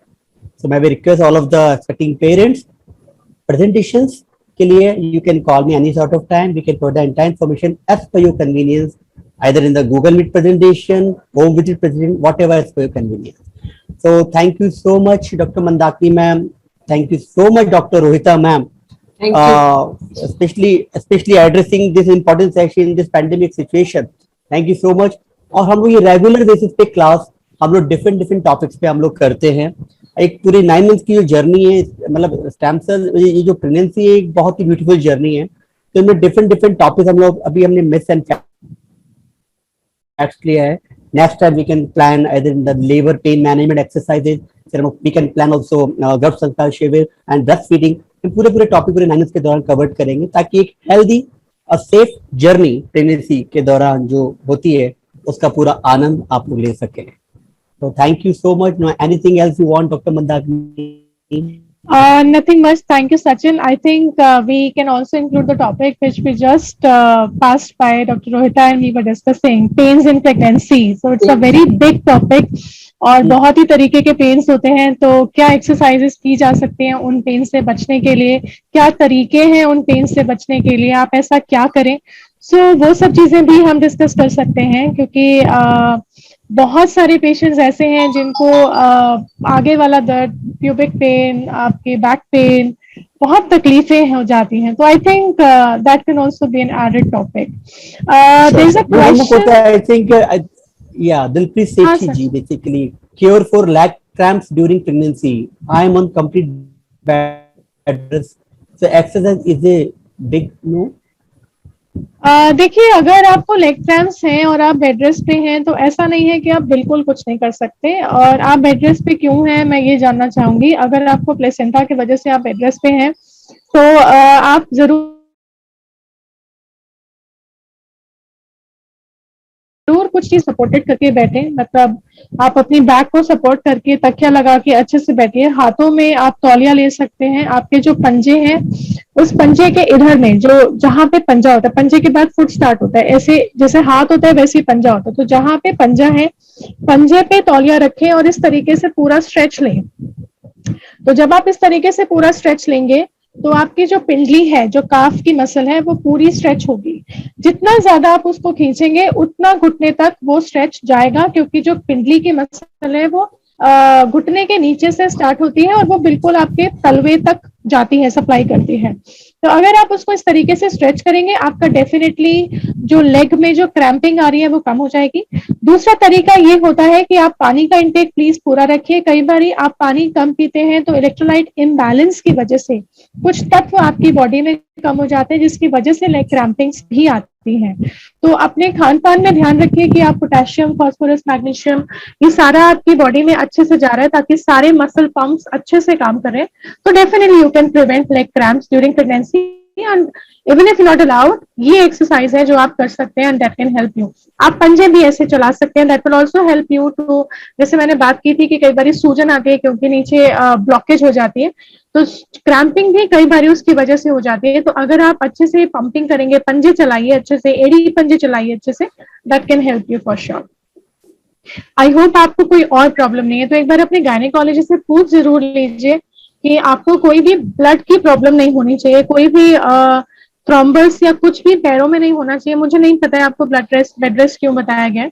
आपको कोई भी थ्रोम्बस वगैरह, कोई ब्लड का क्लॉट थाइज में काफ में नहीं होना चाहिए। अगर वो नहीं है तो आप आराम से एड़ी पंजे चलाइए, सब कुछ करिए और जो मैंने बताया वो करिए, you will be absolutely fine. Ma'am, would you like to add on?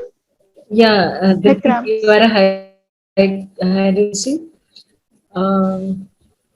We have already put a placenta is low lying. We have put cervical circlage to her, so she is on bed rest.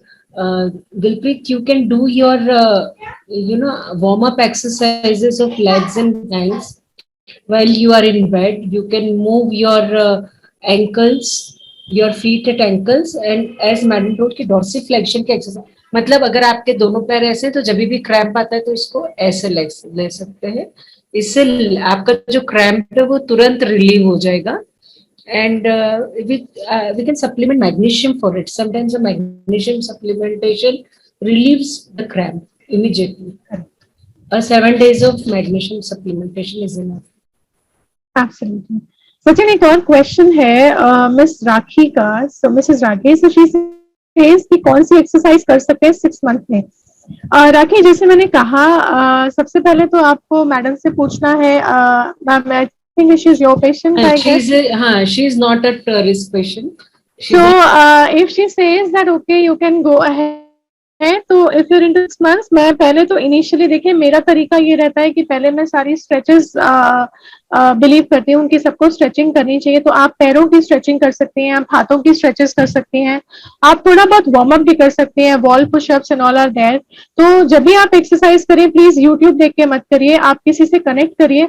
और definitely आप आप butterfly stretch कर सकते हैं. आप पैरों को wide करके आगे जितना आप झुक सकते हैं उतना झुकिए, ज्यादा नहीं. तो आप त्रिकोण आसन कर सकते हैं. सो ये कुछ आसन है, कर सकते हैं. 6 मंथ्स है, आप वॉल स्क्वाट स्टार्ट कर सकते हैं. आप देख सकते हैं, धीरे धीरे जाइए, ज्यादा मत जाइए. जितना आपकी बॉडी, मैं थोड़ा धीरे स्टार्ट करवाती हूँ, जब तक आपकी मसल स्ट्रांग होती है, then only I go forward. So that is my way, ये मेरा तरीका है करने का. कुछ लोग अलग तरीके से करते हैं. तो आप वॉल स्क्वाट स्टार्ट कर सकते हैं, धीरे धीरे जाइए जितना कर सकते हैं, ताकि आपके ग्लूट्स, और जब वॉल स्क्वाट करें तो प्लीज ध्यान रहे कि आपके जो हिप की मसल है उस पे जोर आए, घुटने पे जोर ना आए. और जब आप वॉल स्क्वाट करें तो ये भी ध्यान रखें कि आपका घुटना आपके पंजों को क्रॉस नहीं करे. सो ये एक बहुत कॉमन गलती होती है जो लोग करते हैं. So I think these are certain things which you can practise. Other than this, you can definitely, आप अपने जो भी प्रेगनेंसी फिटनेस एजुकेटर वहां पे हैं उनसे आप कनेक्ट कर सकती हैं, and definitely they can guide you up. To begin with, these are the safest ones. Ma'am, I anything? think, yeah. You are the best educator in that matters. What I do with my patients when the COVID was not there, so we used to have these classes. So I used to divide my this yoga exercises into 3 groups. First was the breathing exercise. Second, as you told, that a lot of stretches were there. And third, the specific exercises in which a lot of butterflies was included, different forms of butterfly exercises. Then squats, especially squats, and Trikonasana and Paschimottanasana. These were the main asana I used to inculcate in them. Absolutely. आपको कुछ मतलब I would like to have some pearls from you. Ma'am, this is perfect. This is absolutely, जो आपने design किया, that's absolutely perfect, because breathing is also important, and these exercise good. तो आप जो side bending कर रही हैं, आप फॉरवर्ड बेंडिंग्स करा रहे हैं, this is all good. One thing that is only which we can add on is glute stimulation. That is very important. तो ये एज अ फिजियो मैं आपको बता रही हूँ. तो वो आप ग्लूट स्टिमुलेशन जो आप करेंगी, अगर कोई बंदा बैठा हुआ है, चेयर पे है, उसको कुछ नहीं करना है, just he has to just squeeze the glutes, that's it. बैठे बैठे हिप्स को टाइट कीजिए और रिलैक्स करिए. ये बहुत अच्छी एक्सरसाइज है, ये आप कर सकती हैं. आप अगर जो आप बेडरिडन एक पेशेंट थी जो मेरे पास अभी क्वेश्चन आया था, आप ये कर सकते हैं. ये आपको बहुत हेल्प करेगा. जब आप डिलीवरी के बाद जाएंगे तो आपको बैक पेन की शिकायत बहुत कम होगी अगर आप अभी से ग्लूट स्टिमुलेशन करेंगे तो. And at the same time, Madam, Kegels also we start here. Yes. Because from here only we started the Kegels. Then postpartum also, because postpartum learning a new thing at perineum is very difficult. तो यहीं से start करके और फिर postpartum तो वो incontinence वाला problem जो है उसको प्लस कीगल का एक ये भी फायदा रहता है कि आप पेल्विक फ्लोर को स्ट्रेंथन कर रहे हो, तो जब Strengthen। आपका पेल्विक फ्लोर खिंचता है, जब आपका बच्चा बाहर आ रहा है, तो कई बार उसमें टेयर्स होते हैं। हाँ। तो अगर आपकी मसल में ताकत होगी और वो फ्लेक्सिबल होगी, तो आप बड़ी आसानी से उसको बाहर भी निकाल पाएंगी और आपको भी कुछ नहीं होगा, बिकॉज उसमें ताकत है। तो आगे जाके स्ट्रेस इनकॉन्टिनेंस, जैसे मैडम ने कहा, वो प्रॉब्लम्स ही नहीं आएंगी। So that is one thing which is very important. I think Sachin, I'm done with my explanation. Yeah. Absolutely. Now, ma'am, thank you so much. I think it's already 1.5 hours, and all the pregnant ladies really sitting in front of, and that is, they all are so much cooperative. So thank you so much, all the attendees, to attend this particular session. Especially thanks Dr. Rohita ma'am, especially thanks Dr. Mandakini ma'am, and we hope everyone liked this particular session. आपको इसकी recording session आपको आपकी email ID पे भेज दिया जाएगा। जो भी आपकी क्वेरीज होंगी उस क्वेरी रिगार्डिंगली हम आपको कुछ नंबर भी शेयर करेंगे, डॉक्टर मंदाकिनी मैम के एंड डॉक्टर रोहिता मैम के कॉन्टेक्ट नंबर आपके बाद में होंगे। So thank you so much. Now this is the time to just wind up the session. So once again, on the behalf of the Cord Life, again a special thanks Mandakini ji and Dr. Rohita ma'am. Thank you, Dr. Mandakini. Thank you so much, ma'am, for being here. It was a pleasure to have you on the platform. Same here, ma'am. It was very nice talking. Yeah. Thank you. Thank you, See you. Sachin. Bye. Okay, ma'am. Thanks, ma'am. माँ बाप की जिंदगी कब शुरू होती है? एक पल में जब दुनिया बदल जाती है, नानी, या जिस पल में पूरी दुनिया खुशी मनाती है, जब सीखने के दिन वापस लौट आते हैं, या चुपचाप एक नई पहचान दे जाते हैं, उसकी पहली सांस से, या सिर्फ एक एहसास से। माँ बाप का जन्म होता है एक जिम्मेदारी से। आपके बच्चे का अम्बिलिकल कॉर्ड ब्लड उसे 80 जानलेवा बीमारियों से सुरक्षित रखता है। इसे संभाल कर रखिए कॉर्ड लाइफ के साथ, जो है एशिया का सबसे बड़ा stem cell bank. Cord life, one chance, one choice.